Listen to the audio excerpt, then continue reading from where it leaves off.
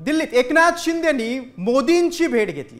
मात्र या भेटीत महापालिका निवडणुकीनंतर शिंदे सेना भाजपात विलीन करण्याचा आदेश दिल्याचा दावा खासदार राऊतांनी केलाय। मात्र त्यावरून कसं राजकारण तापलंय पाहुयात यावरचा हा रिपोर्ट। तुमचा पक्ष भाजपात विलीन करावा लागेल।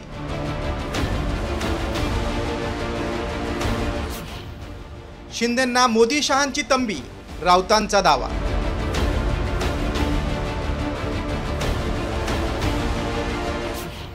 पालिका निवडणुकीआधीच राजकारण तापलं। स्थानिक स्वराज्य संस्थांच्या निवडणुकीच्या तोंडावर उपमुख्यमंत्री एकनाथ शिंदेंनी दिल्ली गाठत पंतप्रधान मोदींची भेट घेतली। या भेटीत मोदी आणि शहांनी महापालिका निवडणुकीनंतर तुमचा पक्ष भाजपात विलीन करावा लागेल अशी तंबीच एकनाथ शिंदेंना दिल्याचा खळबळजनक दावा संजय राऊतांनी केलाय। अमित शहाचा आणि मोदींचा त्यांना थेट सल्ला की महानगरपालिका निवडणुका झाल्यावर तुम्हाला तुमचा पक्ष हा भाजपमध्ये विलीन करावा लागेल। हे जे मी सांगतोय या सत्य आणि तथ्य आहे।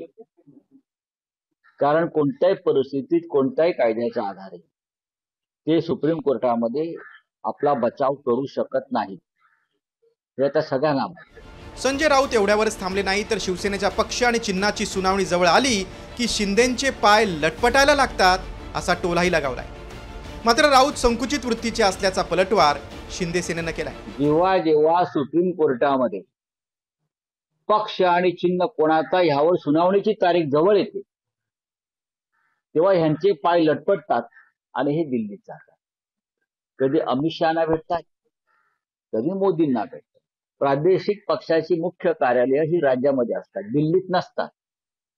चंद्राबाबू नायडू दिल्लीत जात नाही त्याच्या पक्षाचं काम ठेवून, किंवा इतर जे पक्ष आहेत आता यांचे मालक दिल्लीमध्ये असल्यामुळे त्यांना जावं लागतं। आपल्याकडे एक वाक्य आहे, दिल्ली बहुत दूर नाही आहे।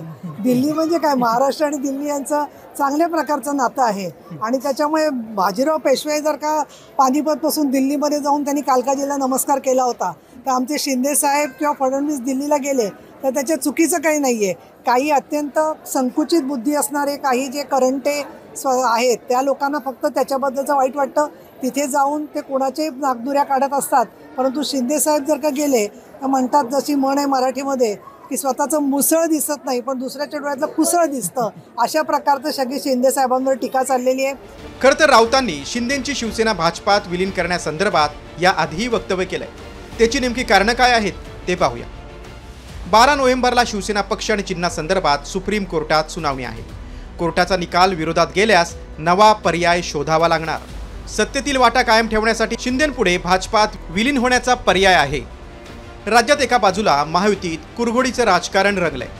मुंबई महापालिका निवडणुकीसाठी भाजपनं 150 पारचा नारा दिलाय, तर पुणे ठाणे नवी मुंबई महापालिकेसाठी स्वबळाची तयारी सुरू केली। त्यामुळे शिंदे सेना अस्वस्थ असतानाच राऊतांनी शिंदेंची दुखरी नस दाबली। त्यामुळे स्थानिक स्वराज्य संस्थांच्या निवडणुकीत शिंदे सेना विरुद्ध ठाकरे सेना वाद आणखी तीव्र होणार हे मात्र निश्चित। ब्युरो रिपोर्ट, साम टीव्ही न्यूज, मुंबई।